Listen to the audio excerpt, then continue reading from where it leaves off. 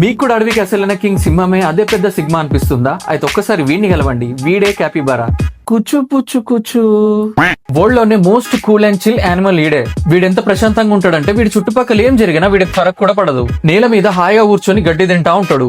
నీళ్ళలా spa చేసుకున్నట్టు relax అవుతాడు. పక్కన బాంబు వేలిందా?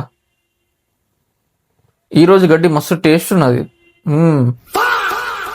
వీడికి వరల్డ్ ఏం జరుగుతుందో ఎవరితో గొడవ పెట్టుకుంటుండో అవసరం కూడా లేదు. పైగా వీడు అందరితో ఫ్రెండ్షిప్ చేస్తాడు.